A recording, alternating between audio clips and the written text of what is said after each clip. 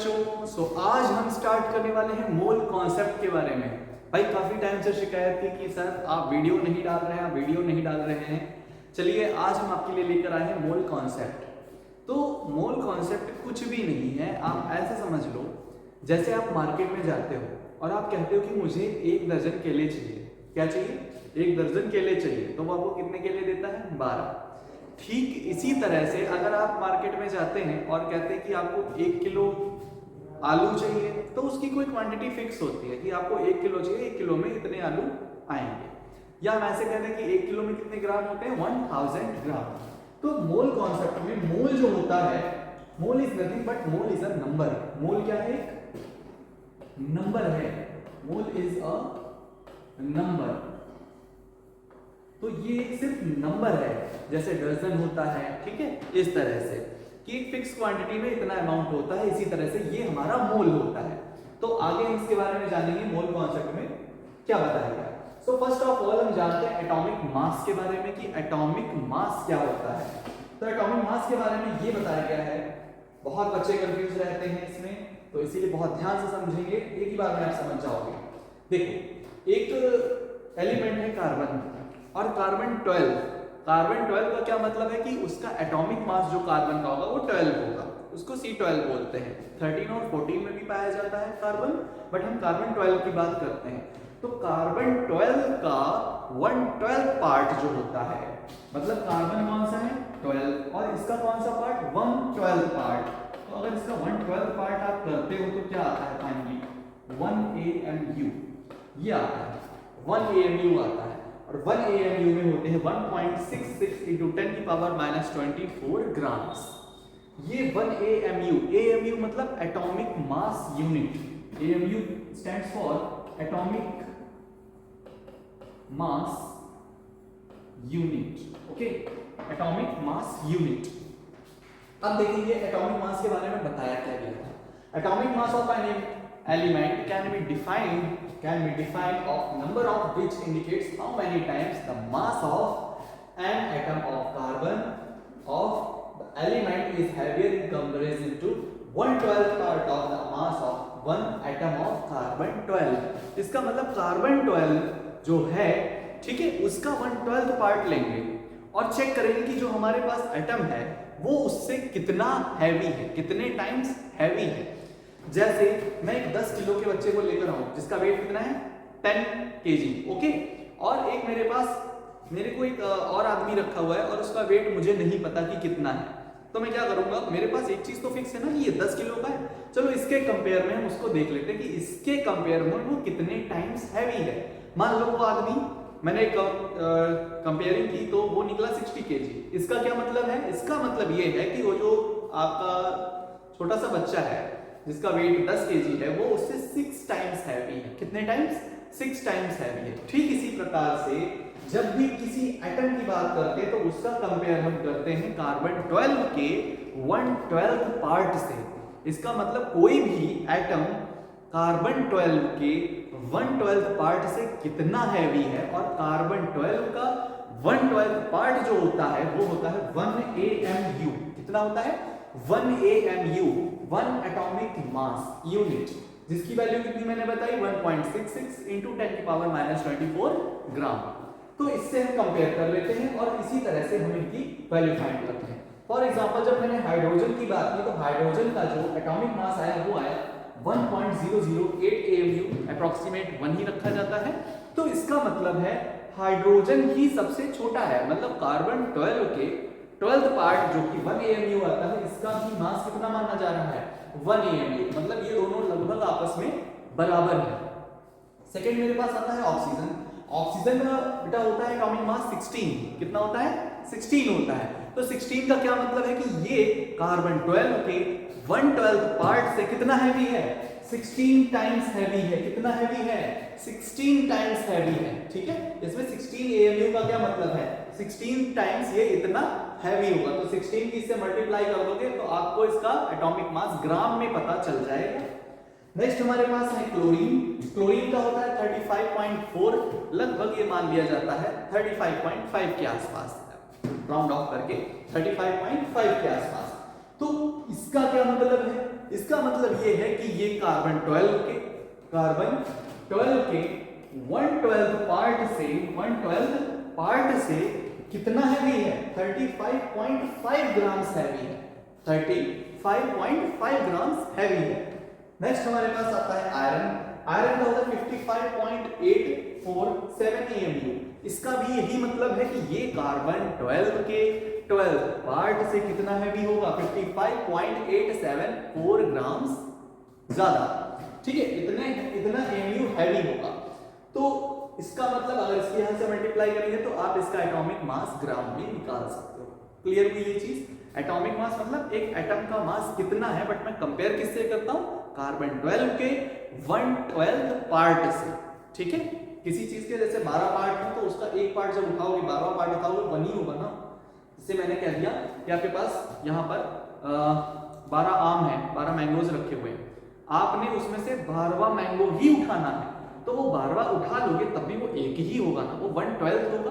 मतलब 12 में से आपने कितना उठाया? एक, तो वो क्या हुआ? 1/12 पार्ट। ठीक, इसी तरह से इसमें होता है। नेक्स्ट हम समझेंगे मॉलिक्यूलर मास क्या होता है। तो बेटा जैसे ना एटॉमिक मास होता है, सेम सारी कंडीशंस मॉलिक्यूलर मास के भी साथ होती हैं। क्यों? क्योंकि मॉलिक्यूल्स जो बनते हैं वो एटम से मिलते हैं, या तो सेम टाइप के एटम्स हो या तो डिफरेंट टाइप के एटम्स हो। अगर सेम टाइप के एटम्स होंगे तो हमारे पास क्या बन जाते हैं? Molecule of element. क्या बन जाते हैं? Molecules of element. और अगर डिफरेंट टाइप के हमारे पास एटम्स आ जाएं, वो एटम की प्रॉपर्टी डिफरेंट है, दूसरे की दूसरी है, तब क्या होता है? तब बनते हैं मॉलिक्यूल्स ऑफ कंपाउंड। क्या बन जाते हैं? Molecules of compound.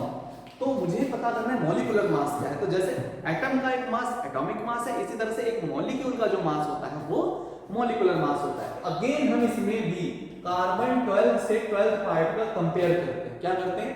कार्बन 12 के 12th पार्ट से कंपेयर करते हैं, कि चेक करते हैं कि एक मॉलिक्यूल कार्बन 12 के 12th पार्ट के मॉलिक्यूल से कितना ज्यादा हैवी है, उसके एटम से कितना ज्यादा हैवी होगा।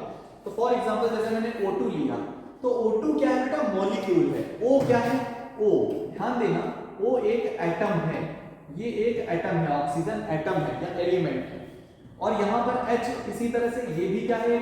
एटम होता है। ये क्या होता है? एटम होता है। क्लियर हुआ? तो ये एटम होता है। अब इसके एटम का जो एटॉमिक मास है, अभी मैंने बताया इसका कितना होता है? 16 और इसका अप्रॉक्सीमेट 1। बट अब ये क्या बना रहे हैं? मॉलिक्यूल बना रहे हैं। तो एटम से एटम कंबाइन होते हैं, मतलब यहां पर O2 में 2 ऑक्सीजन के एटम लगे हुए होंगे, इस तरह से ऐसे रहता है ना, ऑक्सीजन डबल बॉन्ड ऑक्सीजन। तो मतलब 2 ऑक्सीजन के यहां पर एटम्स जुड़े हुए होंगे, तभी ये मॉलिक्यूल बना है। अच्छा, इस मॉलिक्यूल का जो मॉलिक्यूलर मास होगा वो इसके जस्ट डबल होगा, क्योंकि 16 एक का होगा प्लस 16 दूसरे का होगा, तभी ये O2 बना होगा। और अब ये एटम नहीं बचा, क्या बन गया? अब ये क्या बन गया बेटा? मॉलिक्यूल बन गया। क्या बन गया? मॉलिक्यूल बन गया। तो O क्या है? एटम है। O2 क्या है? मॉलिक्यूल है। इतना ध्यान रखेंगे। अब मॉलिक्यूलर मास इसका कितना हो जाएगा? इसी तरह से 32 AMU ये हो जाएगा, इसका 32 हो जाएगा। एज इट इज हाइड्रोजन की अगर मैं बात करूं तो H stands for atom and H2 stands for molecule. तो H सिंगल बॉन्ड H ऐसे बनता है और इसका होता है 1.008 के आसपास। तो दोनों को ऐड कर देंगे तो ये आ जाता है राउंड ऑफ करके 2। ठीक है, तो मॉलिक्यूलर मास क्या हो जाता है हाइड्रोजन का? 2 हो जाता है। देखिए ध्यान रखिएगा, मॉलिक्यूल और एटम में डिफरेंस है।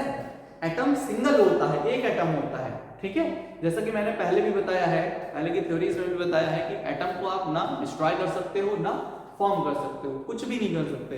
तो एटम होता है, लेकिन मॉलिक्यूल जो होता है, मॉलिक्यूल एटम के कॉम्बिनेशन से बनता है। इतना समझो। चलो नेक्स्ट कॉन्सेप्ट देखेंगे, हमारे पास है मोल कॉन्सेप्ट। मेन चीज जो थी उसी पे आ है। तो मोल कॉन्सेप्ट में क्या बताया गया था? A mole is defined as the number of atoms in 12 gram of carbon atom. 12 gram आपने क्या लेना है? कार्बन 12 जो एलिमेंट होता है कार्बन 12, वो आपने लेना है। कितना? 12 ग्राम। कितना लेना है? 12 ग्राम आपने क्या लेना है? कार्बन 12 लेना है। ये 12 ग्राम आपने कार्बन 12 लेना है और एक मोल उसमें डिफाइन होगा कि उस एक मोल में इसमें कितने एटम है।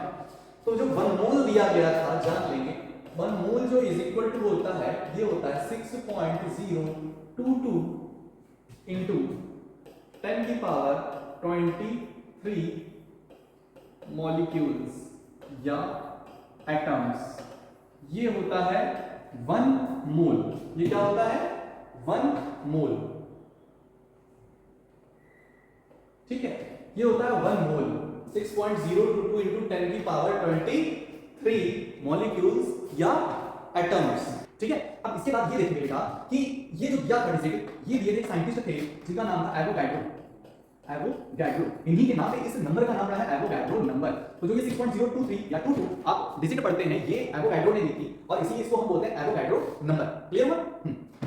आगे हमको एक छोटी सी इसमें नोट करके बताया गया है। तो ये बताया गया है कि the mass of 1 mole of atom किसी 1 मोल एटम आपके लेना उसका मास जो होगा 1 मोल एटम का जो मास होगा किसी भी एलिमेंट का वो एक्जेक्टली इक्वल होगा उसके एटॉमिक मास से। क्या बताया गया जो 1 मोल एटम का मास होगा यानी अगर आप 1 मोल एटम का मास निकालते हैं तो वो एक्जेक्टली इक्वल किससे हो जाएगा उसके एटॉमिक मास के लेकिन किसमें ग्राम में। इसमें हो जाएगा ग्राम में। फॉर एग्जांपल यहां पर लिया गया है एल्यूमिनियम के लिए एल्यूमिनियम में 27 AMU होता है। सबको पता है 27 होता है। सो अगर 1 AMU की बात करूं तो 1 atomic mass unit is equal to होता है 1.66 into 10 की पावर -24 ग्राम। ये हमने अभी आपको बताया कि 1 AMU क्या होता है। फिर मैंने बताया 1 मोल क्या होता है। 1 मोल में 6.022 into 10 की पावर 23 ग्राम। ठीक ये होगा। अब इतने इसमें मॉलिक्यूल्स होते हैं। क्लियर इतने मॉलिक्यूल्स होते हैं। अब अगर आप देखेंगे तो mass of 1 atom of aluminium एक एटम एल्यूमिनियम का अगर आप निकालेंगे मास तो कितना आएगा 27 into जो इसका AMU में मास दिया गया है कितने ग्राम दिया 1.66 into 10 की पावर -24 ग्राम ये दिया। फिर मैंने निकालना है 1 मोल के लिए क्योंकि यहां पर जो कंपेयर किया गया है 1 मोल से किया गया है 1 मोल से किया गया और ये कह रहे हैं कि यहां से एटॉमिक मास आ जाएगा। तो आप देखते हैं तो अब हम 1 मोल के लिए निकालेंगे तो 1 मोल के लिए आप एक और डिजिट यानी 6.022 into 10 की पावर 23 से मल्टीप्लाई कर देंगे। आप जैसे मल्टीप्लाई करोगे यहां पर आंसर आपका आ जाएगा 27 ग्राम क्योंकि इसका लगभग आ जाता है यहां पर 0.0009 मतलब 1 के आसपास आता है तो उसको नेगलेक्ट कर देते हैं। फिर 1 आ जाता है तो टोटल आपका 27 ग्राम आंसर आता है। ठीक है तो इसमें ये डिफाइन किया गया था मोल कॉन्सेप्ट में।